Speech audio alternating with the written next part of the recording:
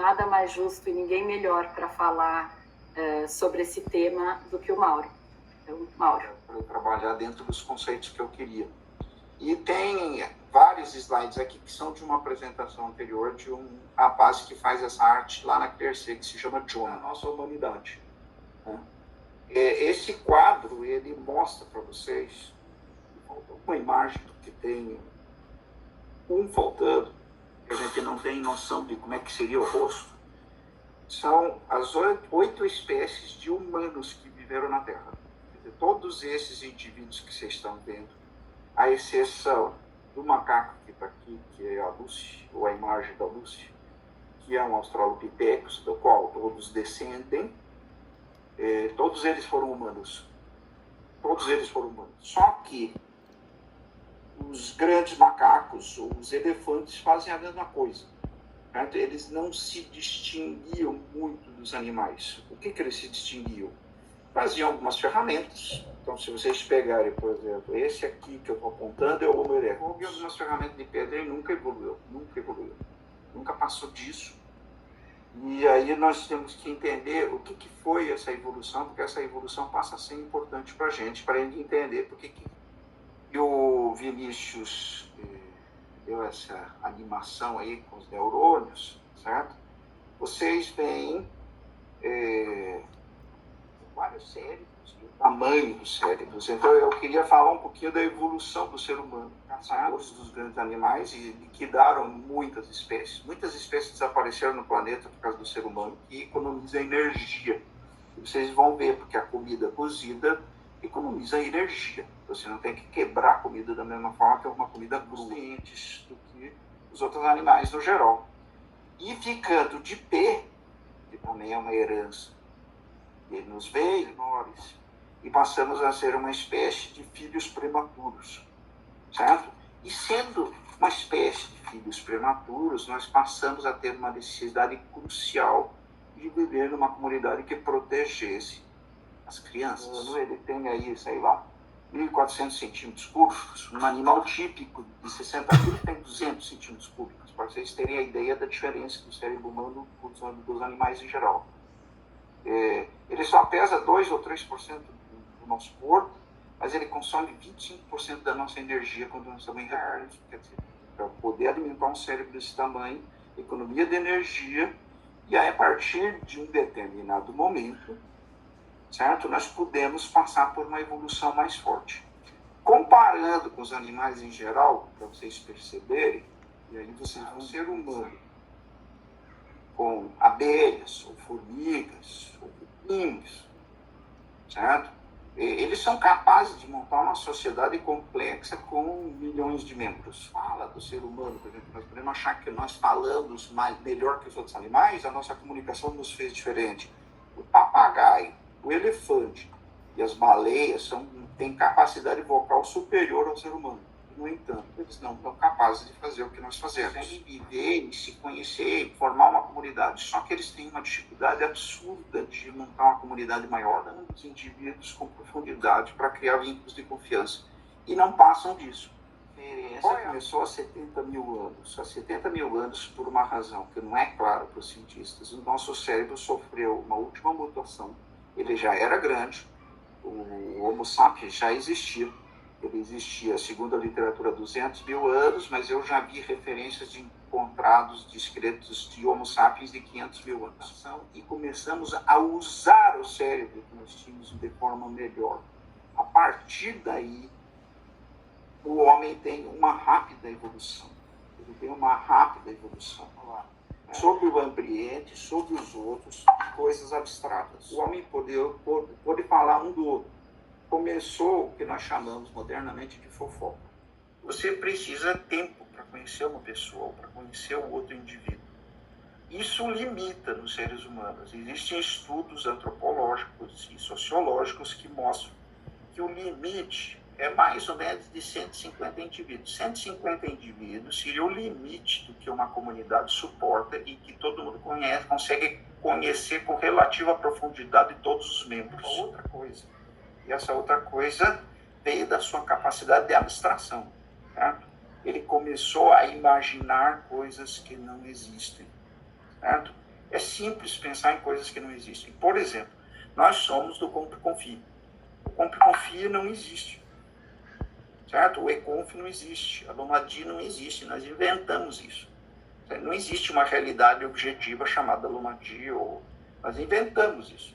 Certo? Isso aqui foi inventado pelo ser humano. Toda a sociedade reconhece que ela existe, então ela existe. Mas se caísse tudo isso, ela deixaria de existir.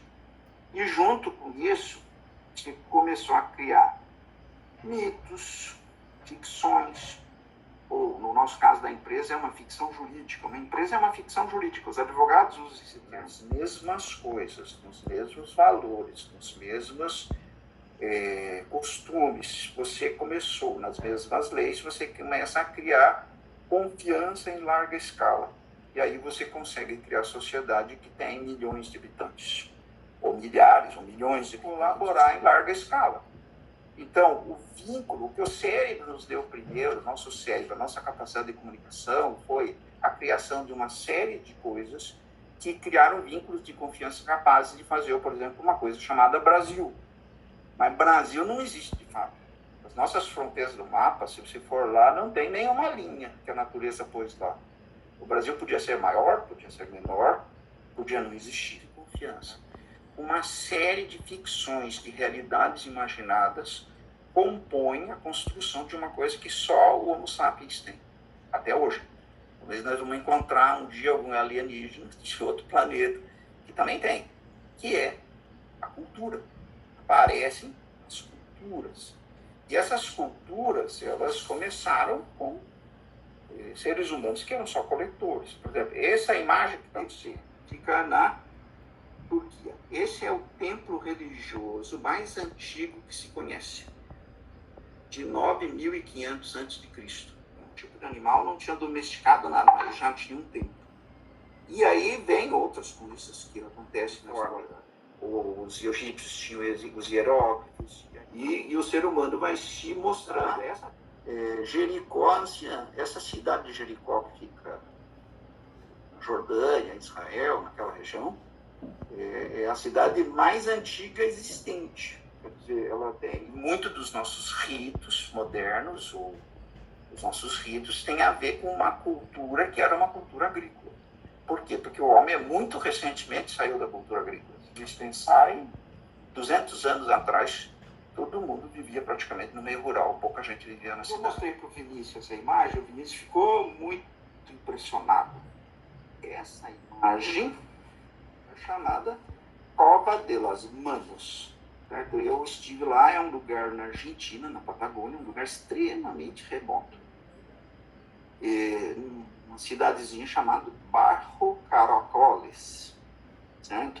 E aí ela tem, vocês terão aí, seja a arte mais antiga que os homens podiam representar, e para mim é extremamente bela. Certo? Né? E ela tem uma representatividade dessa ordem imaginada. Certo? Essa ordem imaginada, ela então organiza essas coisas que nós inventamos, que vem com a nossa cultura, e aí vem os ritos, elas organizam uma sociedade. Alguém pode usar a ideia de Deus para oprimir, para escravizar, mas alguém pode usar a ideia de Deus para uma coisa bacana, certo? Isso pode ter uma interpretação diferente de ser humano para ser humano. Eu, por exemplo, que sou cristão, enxergo Deus de uma maneira, um ateu vai enxergar de outra maneira, ou gostaria, ou tem seus quartos individuais nos seus apartamentos. E isso é fruto de uma ideologia liberal e humanista moderna. Porque na Idade Média ninguém pensava em ter um quarto só para si. Todo mundo estava acostumado a viver num salão comunal. E estava tudo certo. Certo? Mas também não se tinha uma ideia humanista. A nossa ideologia consumista, aquilo que nós acreditamos que nos leva, por exemplo, a ter terraço gourmet. Terraço gourmet é um símbolo cultural de uma realidade que nos é imaginada. Nós imaginamos isso. E aí, a fechar, eu acho bem importante entender. Por exemplo, a radioatividade, ela existe. Bom, agora, existem realidades que são subjetivas. Um amigo invisível, só você sabe que ele existe. E existem realidades que são intersubjetivas. A ideia de Deus, do Estado, de uma empresa, ou do dinheiro, por exemplo. O dinheiro é uma realidade ou uma invenção da humanidade, não é uma coisa real, né? Você não imagina que um pedacinho de papel vale alguma coisa de fato, né? Mas nós todos acreditamos que dinheiro tem valor, então dinheiro tem valor. Tá? O mundo, se você pegar a história num sentido bem grande, eu posso dizer que o mundo teve 3 momentos. O primeiro foi a revolução cognitiva, o momento que o nosso cérebro deu uma virada e nós começamos a criar culturas. O segundo foi a revolução agrícola. E o terceiro é a revolução mais recente, que é a revolução tecnológica, que numa escala grande, isso leva, às vezes, séculos cada revolução dessa. Certo? E dentro disso, 3 forças se mostraram fortes e que evoluíram o homem. Uma delas foi a religião, mas quando a gente olha a religião, nós olhamos a religião só como religião, no sentido comum da nossa palavra. Mas você precisa perceber que religião pode ser muito mais do que as religiões convencionais, o budismo, o judaísmo, o cristianismo, o islamismo, certo? As religiões passam pelas filosofias também, certo? Então, o humanismo, as ideias de liberdade da França, elas se constituem em religiões. Nem todo mundo acredita nisso. Os chineses, por exemplo, pensam diferente. E pode ser bom ou ruim. Então, os comunistas têm outra ideologia. E a coisa é tão forte como religião que cada corrente pode ter um livro que é a base de tudo. E o livro parece um livro sagrado. Certo? E pode ser ruim. Pode ter o nazismo, o fascismo. Né? Dentro disso, e as pessoas acreditam nisso. Certo? Ou ser vegetariano ou vegano envolve um processo religioso, porque muita gente não acredita nisso. Ou, mais forte ainda, torcer para um time de futebol, para muita gente, vira religião. E tem muito rito por trás disso. Tem muito ritual. Tá? E aí, se vocês puxar um pouquinho, porque no Brasil a maioria é cristã, evangélico ou católico, né? Mas eu pus aqui o mandismo, religiões da Índia, os índios. Eu tenho muitos rituais. Certo? Esses rituais dão força para que uma sociedade se constitua. Eles também dão força para criar vínculos de confiança. As imaginadas não têm vínculos de confiança. Que os evangélicos fazem e os católicos chamam de Eucaristia. Certo? É um ritual profundamente ligado a uma sociedade rural. Certo? Na medida que você pega pão e vinho. Certo? E você fala de corpo de Cristo e sangue de Cristo, você está se referindo a Cristo como um cordeiro. Um cordeiro era o que os judeus sacrificavam na Páscoa. Certo? Aqui no meio tem conchinhas. Na Idade da Pedra já faziam um comércio com conchinhas, ou na pré-história já faziam um comércio com conchinhas. Aqui estão as primeiras moedas cunhadas. Certo? Enquanto a moeda era de ouro, de prata, eu ainda podia dizer que ali existia um valor, porque é um metal raro e sempre alguém ia querer. Né? Mas o nosso dinheiro moderno, e nós estamos evoluindo agora tarde, que o dinheiro é um número que está no banco e todo mundo acredita que você tem. É uma realidade. E junto com isso vem um monte de ritos que reforçam essa questão de confiança. Então, com dinheiro, com comércio, certo? Eu peguei e pus os cozinheiros aqui no centro, pedi para o Vinícius colocar. Certo? Qual é a ideia aqui? Na cozinha, como tem? Quer dizer, por que eles se vestem desse jeito? Isso já virou ritual. Quase uma veste sagrada para eles. Eles têm que pôr aquele chapéu comprido, eles têm que pôr aquele dolman de cozinheiro, de chefe. Um chefe tem que pôr um dolman. Certo? O que não é comum num bom cozinheiro, ele está preparando comida e uma faca afiada ele corta o dedo. O ritual é limpar o sangue do dedo no dolman dos companheiros. É um ritual. Certo? Na hora que eu vou batizar um navio, o andamento dos trabalhos, e tem rituais. Quer dizer, todo o processo ágil, ele passa por rituais. A gente tem rituais o tempo todo. No sentido macro, foram as religiões, de todos os sentidos, inclusive as ideologias, o comércio, e o trabalho, e as condições de trabalho, e tudo que evoluiu no comércio, e os impérios. A gente pode dizer, puta, mas os impérios foram tão ruins, teve impérios que massacraram outros povos, etc. Isso é verdade. Quer dizer, a Espanha acabou com os impérios Inca, Azteca. Mas o nosso mundo não seria o que é hoje sem os impérios. Nós não estaríamos nesse momento. Era uma coisa impossível de evoluir sem os impérios, certo? Os russos adoram uma parada mostrando muita força na Praça Vermelha, ministérios. Os americanos adoram as convenções dos partidos. Existe um ritual de um presidente assumir o cargo, por exemplo, a troca da guarda da rainha. Todos os rituais. A tecnologia está mudando o mundo, queiramos ou não. Esse slide é para representar a evolução da tecnologia, desde uma pistola, uma bomba atômica, para o bem ou para o mal, desde o avião do Santos Dumont até um Boeing, e desde o telefone de parede bem antigo até o compra-confio, certo? Então nós estamos aí, certo? E agora estão aqui rituais do momento. São nossos rituais, alguns não são cotidianos. Por exemplo, o aniversário de criança é um ritual, sociedade moderna, lembrancinha, não sei o quê. Todo pai quer fazer o aniversário. Mas se você acha que não tem ritual na tua vida, você joga truco, certo? É truco ladrão, tá na camiseta do cara aqui. O futebol e as faixas de campeão, as Olimpíadas. Brinde é um ato ritual. Agora, vamos pegar, etc. Ou vamos pensar, falando com o Vinícius hoje, nós estávamos conversando de prata. É um ritual, não existia de dar uma aliança de prata. Ele foi um ritual criado pelos jovens, e num tempo moderno. Talvez empurrado por alguém que queria vender aliança de prata, mas os jovens compraram o ritual. Então, mesmo as pessoas jovens têm ritual, e quando namoram, o que eles vão fazer? Vão correndo no Facebook, mais do esporte. E os nossos já não cabia nessa sala, quer dizer, nós tínhamos que dividir em 2 terços para caber todo mundo. Certo? São os rituais, e é sobre isso que a Andrea vai falar. A nossa sociedade, ela está numa linha de criação de vínculos de confiança. Se não há confiança, não há sociedade, ela se esfacela, ela se destrói. E a nossa empresa é uma sociedade. Nós estamos numa sociedade. Andrea? Eu lembro que quando eu cheguei, para mim, eu já conhecia um pouco das T's, né? Pela história, enfim, de conhecer o Pedro, então eu já sabia das T's. E para mim, eu sempre tive a clareza de que a T era um grande ritual, né?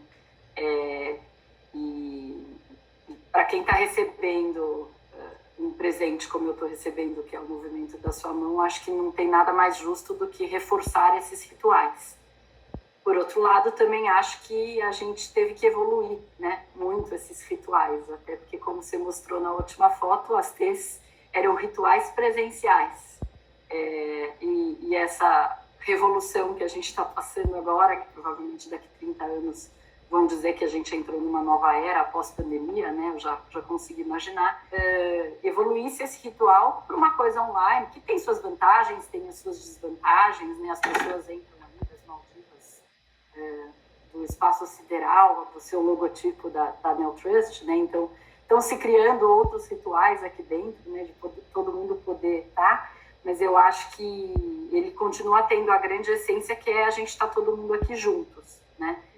No momento, algumas pessoas nem percebem o valor, mas isso acho que também é cultura, né? Cultura são coisas que a gente, às vezes, só percebe depois, né? A Cecília, eu tenho aprendido muito com a Cecília, ela fala muito dos Como é que é, Cecília? O Mauro, o Pedro, a Cecília e todo o comitê do Compre e Confie, a gente fez uma série de discussões sobre o que são hoje os nossos ritos e rotinas, e o que a gente acredita que tem que ser daqui para frente, como é que a gente pode evoluir, quais são novos rituais, sempre pensando que eles têm como objetivo colaboração, criação de vínculo, tangibilização de cultura e, acima de tudo, a construção da confiança, né?